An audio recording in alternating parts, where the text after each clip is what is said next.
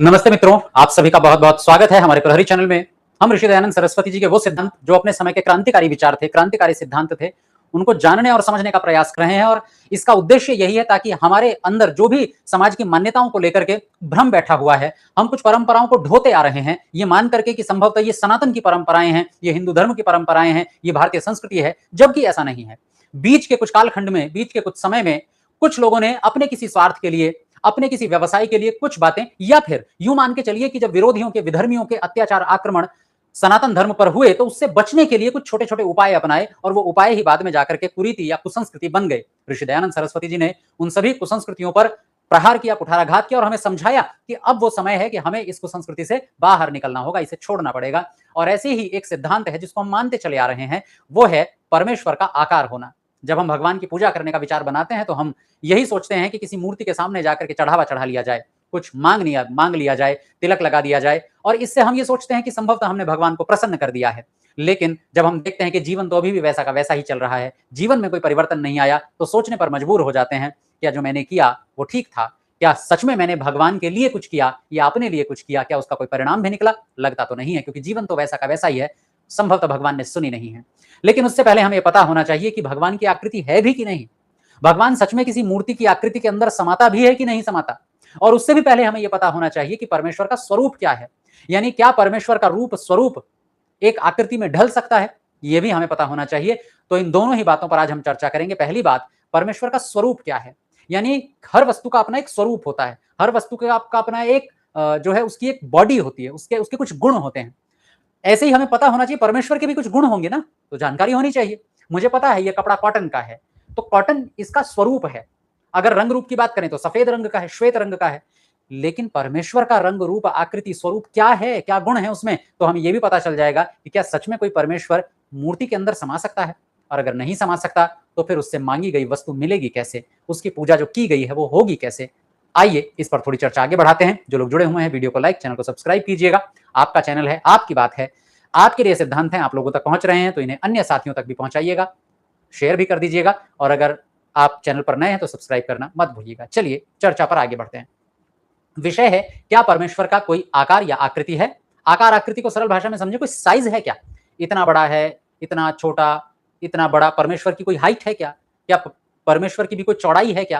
क्योंकि मूर्तियों में तो हमने देखी है, जैसे कोई त्योहार आता है, सड़क के किनारे कैलेंडर बिकने लगते हैं, पोस्टर बिकने लगते हैं, हम उन्हें खरीद कर लाते हैं, घर में रखते हैं, उसकी पूजा करते हैं, दिया अगरबत्ती जो भी करनी होती है। उसके बाद वो पुराना होकर के कूड़े में चला जाता है। कुछ लोग तो कहते हैं नहीं, कूड़े में नहीं डालना चाहिए, किसी दरिया में, यानी किसी नदी या फिर तालाब या फिर कहीं भी पानी हो वहां डाल दिया जाए। तो अधिकतर लोग कहते हैं जी गंगा जी यदि पास में बह रही हूँ, यमुना जी बह रही हूँ, वहां बहाओ, वहां भी प्रदूषण ही होता है। कुल मिलाकर एक श्रृंखला प्रारंभ हो जाती है। तो आइए जानते हैं कि परमेश्वर का स्वरूप क्या है।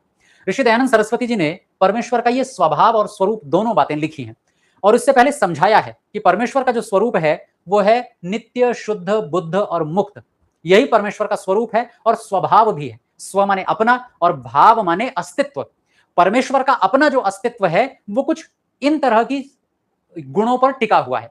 केवल यही गुण नहीं है, और भी गुण हैं, लेकिन उदाहरण के लिए स्वामी जी ने ये 4 गुण यहां पर दिए हैं, नित्य, शुद्ध, बुद्ध और मुक्त। आपके लिए नए शब्द हैं, अर्थ क्या है पहले वो समझ लेते हैं। परमेश्वर का स्वभाव अर्थात उसका अपना अस्तित्व किस प्रकार का है, उसमें सबसे पहला गुण आता है नित्य का। क्या होता है नित्य? नित्य अर्थात जो कभी बदले ना, नित्य अर्थात जो कभी एक स्थान से दूसरे स्थान पर जिसको न जाना पड़े, जिसमें कोई परिवर्तन ना होता हो।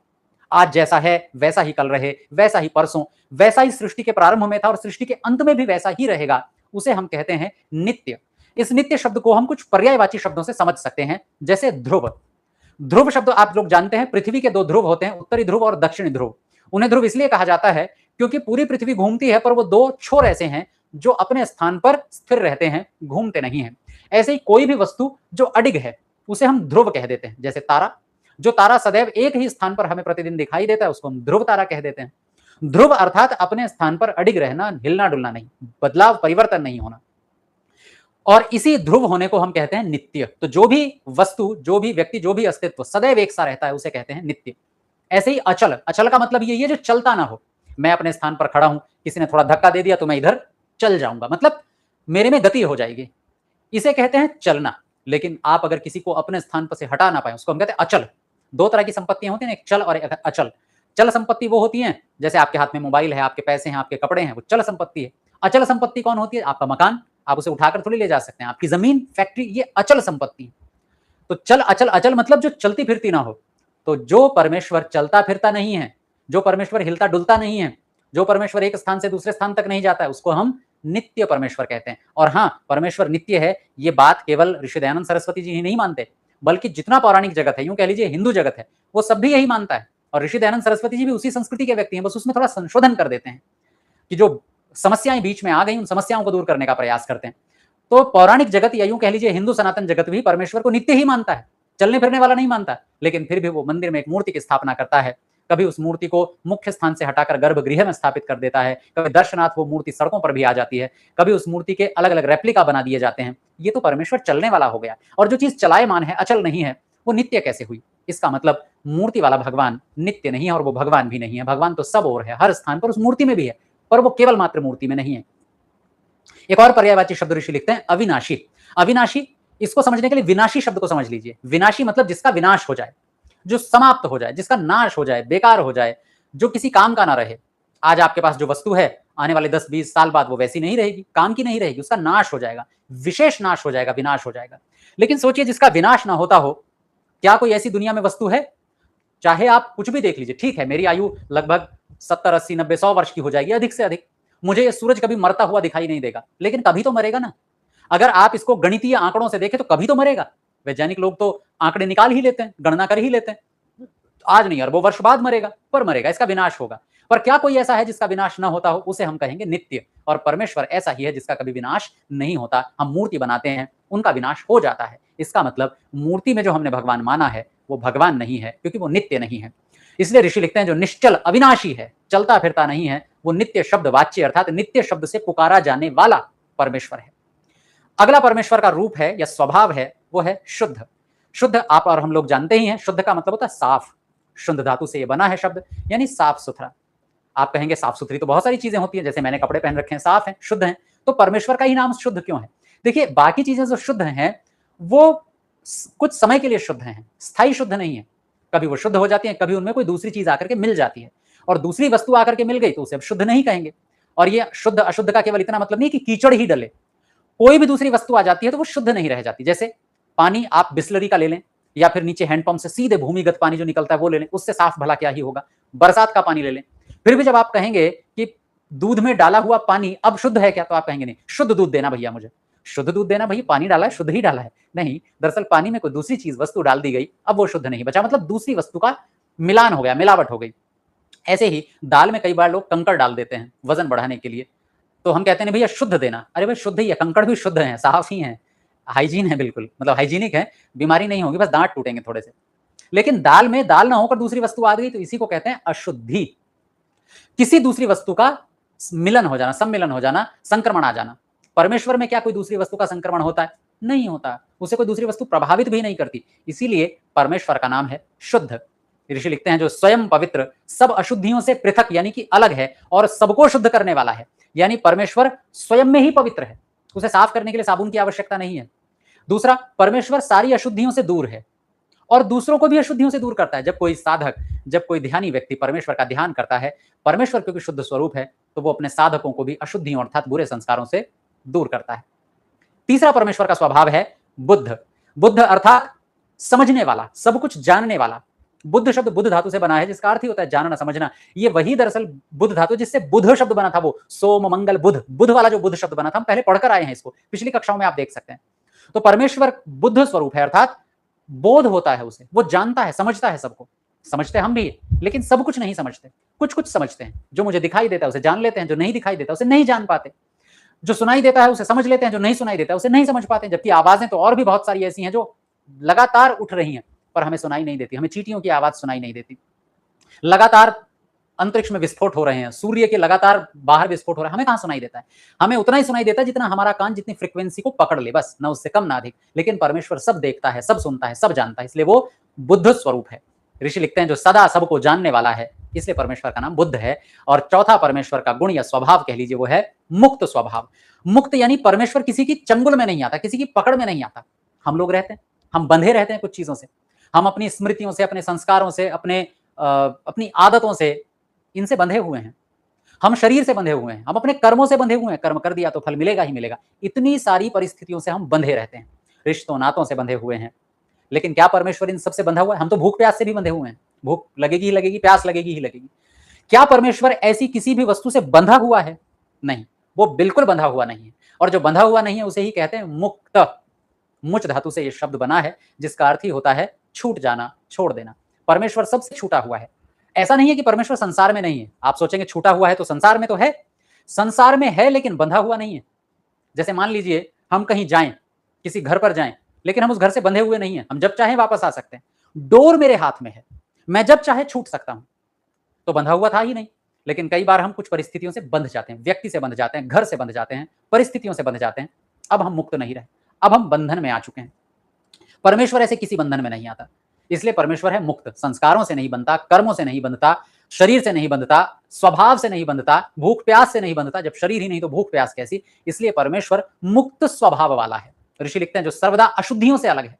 अशुद्धियां संस्कारों की अशुद्धियां, जो सब अशुद्धियों से अलग है और सब मुमुक्षुओं को क्लेशों से छुड़ा देता है। अविद्या, अस्मिता, राग, द्वेष, अभिनिवेश, जो हमारी भावनाएं हैं जिनसे हम बंध जाते हैं। अविद्या से गलत जानकारी के कारण कहीं बंध गए, अस्मिता अपनी बुद्धि को ही अपनी आत्मा समझ लिया और बंध गए, राग किसी से बहुत अधिक लगाव हो गया तो बंध गए, द्वेष, द्वेष के कारण बंध गए, मैं वहां नहीं जाऊंगा, क्यों? क्योंकि मुझे उस व्यक्ति से द्वेष है, तो बंध गए ना, यहां से आगे नहीं जा सकते, बंधन आ गया। तो अविद्या, अस्मिता, राग, द्वेष, अभिनिवेश, मृत्यु का डर, ये भी हमें बांधे रखता है, कुछ नहीं करने देता। तो इन सब बंधनों से परमेश्वर हमें भी मुक्त करवा देता है। ये तो हो गए परमेश्वर के स्वभाव। इन स्वभावों से हमें यह भी पता चलेगा कि क्या परमेश्वर का कोई आकार है। अब इन स्वभावों के आधार पर देखिए, जब परमेश्वर नित्य है, वो कभी हिलता डुलता नहीं है या फिर आता जाता नहीं है, ध्रुव है, अचल है, अडिग है, अविनाशी है, विनाश नहीं होता। क्या आकार में जो वस्तु हमने बना रखी है, क्या उसका विनाश होता है? जी बिल्कुल होता है। होता है तो फिर नित्य कैसे रहा? इसका मतलब वो परमेश्वर नहीं है। जो हमने बनाया, जो भी आकृति हमने बनाई, क्या वो शुद्ध है? क्या उसमें कभी कोई मलिनता नहीं आती? आती है। क्या वो परमेश्वर हो सकती है? नहीं। जो हमने मूर्ति बनाई, क्या वो सब कुछ जानती है? नहीं जानती। जानती होती तो फिर पता होता कि अक्षरधाम पर अब आतंकवादी हमला होने वाला है, लेकिन उसे नहीं पता चला। इसका मतलब वो बुद्ध भी नहीं है, अर्थात वो भगवान नहीं है। आप लोग प्रश्न उठा सकते हैं कि फिर इसका मतलब भगवान को तो पता चला होगा ना आतंकवादी हमला होने वाला है, तो भगवान ने क्यों नहीं रोका? भगवान तो सब जगह है। चलो मूर्ति में जो है वो भगवान नहीं है, पर भगवान सब स्थानों पर है, मूर्ति में भी है पर हर स्थान पर है, तब तो भगवान को पता चला होगा। हाँ, भगवान सब जानता है, पर वो किसी के कर्म करने के स्वतंत्रता को रोकता नहीं है। हर व्यक्ति को कर्म करने की स्वतंत्रता है, लेकिन फल भोगने में हर व्यक्ति परतंत्र है। एक बार कर्म कर दिया, अब फल भोगना पड़ेगा। कर्म करने में परमेश्वर कभी किसी को रोकता नहीं है, उसका हाथ नहीं पकड़ता। अगर कर्म करने से परमेश्वर किसी को रोकेगा तो फिर मनुष्य की स्वतंत्रता कहां जाएगी? और स्वतंत्रता ही नहीं रहेगी तो हम सुख कैसे भोगेंगे? स्वतंत्रता में ही तो सुख है। परमेश्वर बलात् जबरदस्ती सबसे काम करवाने लगा, अच्छे अच्छे काम, तो उन कर्मों का अच्छा सुख रूप फल फिर आत्माओं को क्यों मिलेगा? क्योंकि उनका निर्णय आत्माओं ने थोड़ी लिया था, परमेश्वर ने बलात् वो काम करवाए थे। इसलिए परमेश्वर बलात् किसी से कुछ नहीं करवाता, बुरा करने से रोकता नहीं। अगर वो ऐसा करे तो आत्माओं को जो सहज स्वाभाविक सुख है वो मिलेगा ही नहीं, इसलिए स्वतंत्र छोड़ना होता है। और क्या जो मूर्ति में हमने माना हुआ है, चाहे वो कहीं भी किसी भी मंदिर की क्यों ना हो, मस्जिद की क्यों, क्या चाहे वो मजार क्यों ना हो, चाहे वो एक चर्च में रखा हुआ क्रॉस क्यों ना हो, उसमें हम भगवान को मानते हैं, क्या वो मुक्त है या बंधा हुआ एक स्थान से? अगर बंधा हुआ है तो वो भगवान नहीं हो सकता। और इसीलिए परमेश्वर स्वभाव से नित्य, शुद्ध, बुद्ध और मुक्त है। अब इसके आधार पर एक नया तथ्य हमारे सामने आएगा, परमेश्वर की आकृति है कि नहीं है। अच्छा, यहां पर एक और कमाल की बात लोग कहते हैं, लोग तर्क देते हैं कि भगवान की आकृति है। बोले कैसे आकृति है? कि भगवान को निराकार तो कहते हैं, ये तो हम मानते हैं, पर निराकार शब्द का जो अर्थ है वो है निर्गतः आकारात् सह, अर्थात जो आकार से अलग हो गया उसे हम निराकार कहेंगे। इसे पढ़िएगा, क्षमा कीजिएगा, निर्गतः आकारात् सह, अर्थात जिसका कोई आकार नहीं है उसे कहेंगे निराकार। लेकिन यहां निर्गत का अर्थ है चला गया है आकार जिसमें से, यानी वो कहते पहले था, इसका मतलब भाई निर्गत का मतलब है चला गया, निकल गया, जिसमें से आकृति निकल गई। जैसे हम कहते हैं ना कि जो शरीर है वो अब आत्मा रहित हो गया, आत्मा निकल गई उसमें से, इसका मतलब पहले थी। तो लोग कहते हैं निराकार शब्द का अर्थ है निर्गत आकारात, और ऋषि दयानंद सरस्वती जी भी यही अर्थ लिखते हैं, आकार निकल गया है जिसमें से। तो लोग कहते हैं देखो इसका मतलब पहले था। नहीं बंधु, इसका मतलब यह नहीं होता कि पहले था। ऐसे तो बहुत सारी चीजों का हम प्रयोग करते हैं जिसमें हम निर लगा देते हैं, जैसे निर्विकार, इसका मतलब परमेश्वर में पहले विकार था? नहीं था। हम भी मानते हैं परमेश्वर में कोई विकार नहीं आता। ऐसे ही मान लीजिए हम कहते हैं परमेश्वर निर्गुण है, इसका मतलब पहले उसमें गुण थे? नहीं थे। हम कहते हैं जज साहब ये व्यक्ति निर्दोष है। निर्दोष मतलब निर्गतः दोषः दोषात् सह, जो दोषों से अलग हो गया, इसका मतलब पहले दोष था इसमें। अरे यहां निर्दोष का मतलब कि पहले दोष था अब दोष निकल गया, ये नहीं है अजी, इसमें दोष है ही नहीं, ये दोषों से अलग है, इसका ये अर्थ होता है। ऐसे निराकार का मतलब है कि आकार कभी था ही नहीं परमेश्वर में, कभी है ही नहीं। ऐसा नहीं है कि पहले था निकल गया फिर, नहीं, ये अर्थ नहीं है। मैंने कुछ उदाहरण भी आपके साथ साझा किए कि निर्दोष का अर्थ दोष था अब नहीं है, ऐसा अर्थ नहीं होता, बल्कि इसमें कभी दोष था ही नहीं, ये व्यक्ति दोषी है ही नहीं, ये निर्दोष शब्द का अर्थ होता है। अब आइए देखते हैं कि आकार शब्द का अर्थ क्या होता है। निराकार को समझने के लिए आकार को समझना पड़ेगा। देखिए, निराकार का अर्थ होता है जिसे न बनाया जाए। मैंने ये अर्थ क्यों किया, या ऋषि ये अर्थ क्यों करते हैं कि जिसे न बनाया जाए? इसलिए क्योंकि आकार शब्द जो बना है उसमें आ उपसर्ग है, क्री धातु है और एक प्रत्यय है घय। व्याकरण वाले समझ जाएंगे, इसी से बना है आकार शब्द। आ उपसर्ग है, क्री धातु है और घय प्रत्यय है। ठीक है, अब यहां से एक चीज देखिए कि इनका जो अर्थ है वो अर्थ निकलेगा, आकार मतलब आ मतलब पूरी तरह से, आ का मतलब होता है पूरी तरह से, क्रियते माने बनाया जाने वाला, जिसे हमने पूरी तरह से बना दिया उसे कहेंगे आकार। क्या परमेश्वर को हमने बनाया है? किसी ने भी बनाया है? नहीं। भाई क्रियते का मतलब है बनाया हुआ, क्या परमेश्वर को किसी ने बनाया है? नहीं। इसका एक और अर्थ है आविष्क्रियते, अर्थात जिसका आविष्कार किया जाए या जिसे बनाया जाए। क्या परमेश्वर को किसी ने बनाया? नहीं बनाया। क्या परमेश्वर का किसी ने आविष्कार किया? नहीं किया। ये तो पौराणिक लोग भी मानते हैं, ये तो सनातनी, चाहे वो अपने आप को हिंदू कहीं किसी भी परंपरा को क्यों ना मानते हो, वो ये मानते हैं कि परमेश्वर को किसी ने बनाया नहीं है, परमेश्वर का किसी ने आविष्कार नहीं किया है। और जब आविष्कार नहीं किया तो आकार परमेश्वर में कैसे हो सकता है? आकार शब्द का मतलब ही होता है, और मैं अपनी तरफ से नहीं कह रहा हूं, जो शब्दकोश है वाचस्पत्यम आदि, यह शब्द वाचस्पत्य में मुख्य है, तो वाचस्पत्यम आदि में यही अर्थ लिखा है आकार शब्द का, कि आक्रियते या आविष्क्रियते, जिसे पूरी तरह से बनाया जाए या जिसका आविष्कार किया जाए उसे हम आकार कहते हैं। ना परमेश्वर को किसी ने बनाया, ना परमेश्वर का किसी ने आविष्कार किया, इसका मतलब परमेश्वर में आकार नहीं है। और जिसमें आकार, जिसे न बनाया जाए उसे निराकार कहते हैं। ऋषि अर्थ लिखते हैं, निर्गतः आकारात् सह निराकारः, जो आकार से अलग है वो निराकार, जिसका आकार कोई भी नहीं और न कभी शरीर का धारण करता। परमेश्वर शरीर में भी नहीं आता। कभी हम ये कहने लगे भैया आत्मा का आकार नहीं है, शरीर का तो होता है, परमेश्वर शरीरों में तो जाता ही है। श्री कृष्ण जी के शरीर में गए, राम जी के शरीर में गए, तो देखो आत्मा का आकार नहीं है भगवान की, लेकिन भगवान जी शरीर में गए उसका तो आकार है। नहीं, भगवान कोई शरीर भी धारण नहीं करता, कभी नहीं करता, उसे शरीर की आवश्यकता ही नहीं है। शरीर की आवश्यकता कमजोर लोगों को होती है, जो बिना शरीर के देख नहीं सकते, सुन नहीं सकते, उन्हें शरीर की आवश्यकता है। जो बिन पग चले सुने बिनु काना, मैं तो नहीं कह रहा हूं, ये तो तुलसी जी कह रहे हैं। तो जो बिन पग चले सुने बिन काना, इसी तरह की बात उपनिषद भी कहता है। उपनिषद भी कहता है, अपाणिपादो जवनो गृहीता पश्यति चक्षु सशृणोत्य कर्ण, अर्थात अपाणिपाद, बिना हाथ पैर का, जवन गृहीता, बहुत जल्दी पहुंच जाता है, बहुत तेज चलता है और सब कुछ अपने पकड़ में ले लेता है, सब कुछ उसके नियंत्रण में, बिना हाथ पैर के। पश्यत्य चक्षु, बिना आंखों के देखता है, सशृणोत्य कर्ण, बिना कानों के सुनता है। तो भैया जब बिना कानों के वो सुन रहा है तो उसे कान क्यों चाहिए? जब वो बिना आंखों के देख रहा है तो उसे आंख क्यों चाहिए? जब वो बिना हाथों के सब कुछ अपने नियंत्रण में ले सकता है तो उसे हाथ क्यों चाहिए? जब वो बिना पैरों के हर स्थान पर पहुंच सकता है तो उसे पैर क्यों चाहिए? जब वो बिना सबके ही सब कुछ कर सकता है तो उसे शरीर क्यों चाहिए? रावण को मारने के लिए शरीर चाहिए? नहीं, वो बिना शरीर के सब कर सकता है। इसलिए परमेश्वर का नाम निराकार है। और एक आज के कक्षा का अंतिम शब्द है निरंजन। निरंजन अर्थात जिसमें अंजन ना हो। अंजन हम कहते हैं काजल को, जो आंखों में डाला जाता है उसे अंजन कहते हैं। क्यों कहते हैं? दरअसल वो कालिक होती है। एक काजल मतलब कज्जल, मतलब कालापन, और कालेपन को हम अधिकतर समाज में दाग या धब्बे से जोड़ते हैं, मतलब जिसमें कोई अशुद्धि ना हो।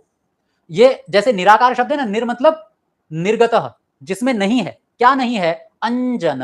अंजन माने कोई अशुद्धि, कोई दाग, कोई धब्बा, तो जिसमें कोई अशुद्धि नहीं है उसे कहते हैं निरंजन।